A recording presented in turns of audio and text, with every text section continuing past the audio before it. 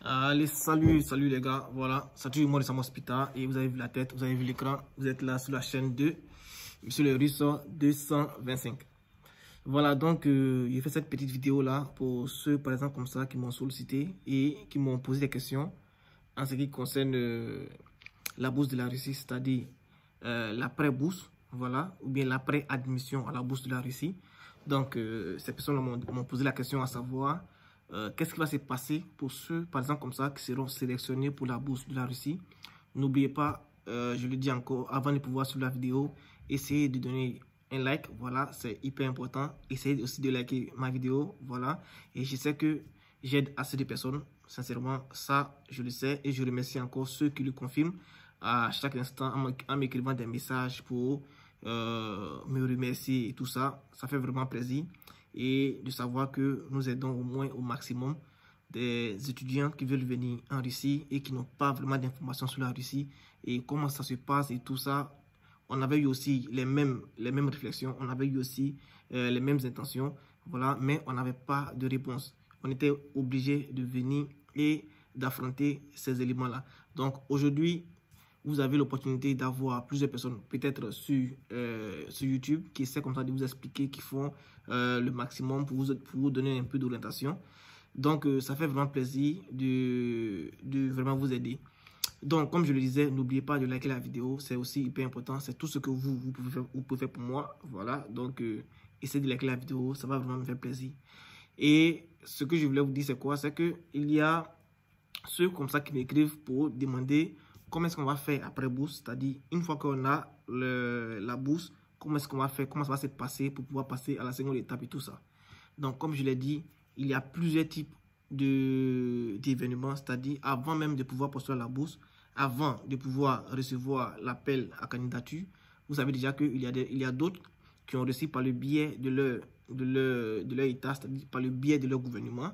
C'est le gouvernement qui a donné la lettre pour dire vous avez une bourse qui est disponible du gouvernement de Russie, donc vous devez postuler et ils ont donné les étapes de quoi?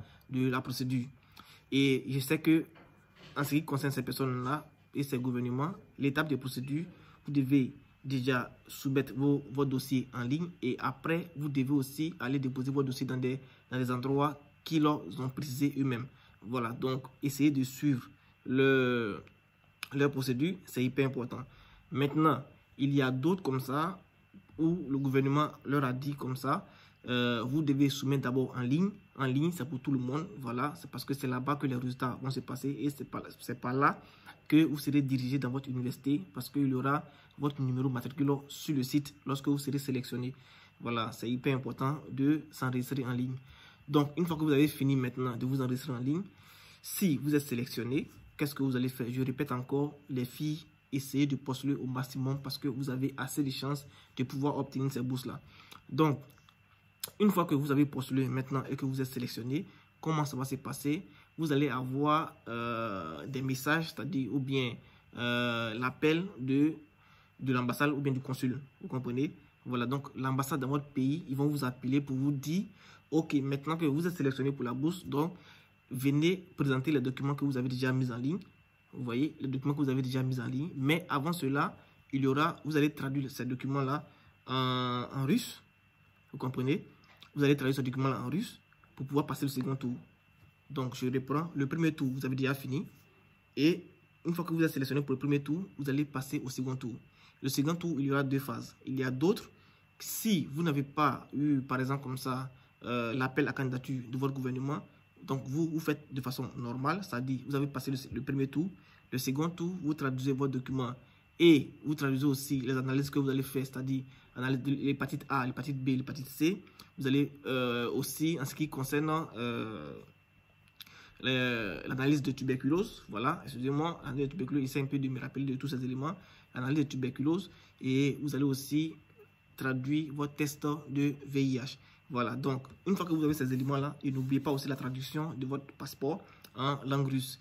Donc, une fois que vous avez ces éléments-là, la traduction du passeport en langue russe, la traduction de votre diplôme et des relevés de notes, et puis, il y a aussi la traduction de ces analyses que je viens de citer là. Une fois que vous avez cela, vous allez les insérer ou ça, sur la plateforme pour le second tour.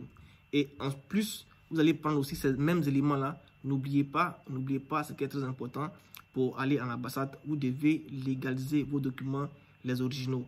Donc, les originaux, pour pouvoir les légaliser, j'avais déjà dit ça ici la fois passée, pour pouvoir légaliser les originaux de vos documents, vous faites la copie de ces documents-là. Par exemple, si moi, je vais passer pour la licence et que j'ai le diplôme de baccalauréat et son relevé de notes, qu'est-ce que je fais? Je prends ce diplôme de baccalauréat là, je vais d'abord à la mairie. Ça, je parle de ceux qui sont en Côte d'Ivoire.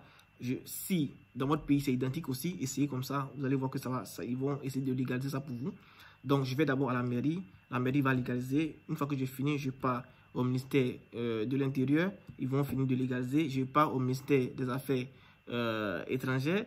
Une fois que j'ai fini, maintenant, je pars à l'ambassadeur de la Russie dans mon pays. Voilà, donc, là-bas aussi, ils vont légaliser. C'est en ce moment-là que vous revenez, vous remettez tous ces documents-là, vous les donnez avec toutes les traductions, ou bien même sans les traductions, voilà. Et vous allez les donner, ils vont vérifier vos documents que vous-même vous avez mis en ligne, voilà, pour voir vraiment la véracité de ces documents-là, pour vous dire, ok, vos documents sont hyper réels, alors voilà comment ça se passe et voilà comment ça se passe. Donc, une fois que vous avez mis en ligne aussi les documents pour le second tour, vous allez attendre maintenant la sélection. Donc, une fois que la sélection est effective, l'ambassade va vous rappeler pour vous dire vous avez obtenu la bourse, alors venez pour qu'on puisse vous dire quelle est la procédure suivante, c'est-à-dire quelle est l'étape suivante. Vous comprenez un peu? Voilà, donc pour ceux, par exemple, quand on me pose cette question, c'est un peu ça.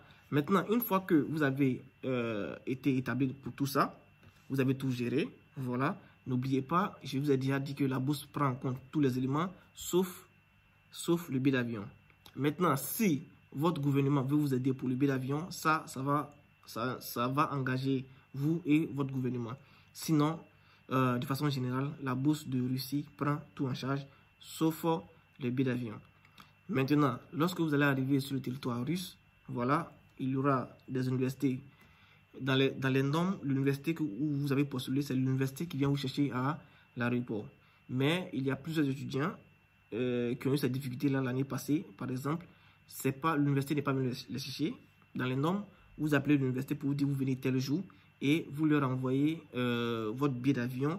Ils vont voir la date et ils vont aller vous accueillir là-bas à l'aéroport. Ils essaient de faire un groupe, voilà, des groupes d'étudiants. Comme ça, ils savent que vous allez venir soit 10 personnes, bien 5 personnes dans leur université. Alors, ils s'apprêtent à aller vous accueillir là-bas à l'aéroport. Mais malheureusement, il y a des universités qui ne font pas cela. Voilà. Donc, ce que vous allez faire, ce sera vous maintenant de venir et de pouvoir savoir comment faire pour pouvoir arriver. Je sais que c'est hyper compliqué, surtout que c'est un pays avec une autre langue que vous ne connaissez même pas. Donc, ça va vraiment être assez compliqué. Alors, avant de pouvoir venir, si vous n'avez pas, par exemple comme ça, de nouvelles de votre université, si vous avez essayé de contacter l'université et que vous n'avez pas de suite, vous pouvez regarder dans la description, vous gardez bien ce numéro-là, mon numéro de téléphone. Comme ça, une fois que vous arrivez, avant de venir, vous m'écrivez WhatsApp. Voilà, et je répète encore, ceux qui veulent intégrer mon groupe WhatsApp, voilà, vous pouvez les intégrer, mais je rappelle que c'est à condition. Donc, si vous voulez savoir les conditions, écrivez-moi en inbox. Comme ça, je vais essayer de vous expliquer comment ça se passe pour que vous puissiez au moins intégrer le groupe.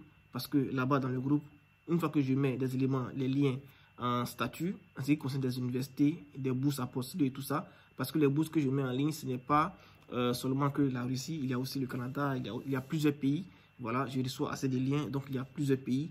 Alors, ces liens-là, je les envoie seulement dans les groupes WhatsApp.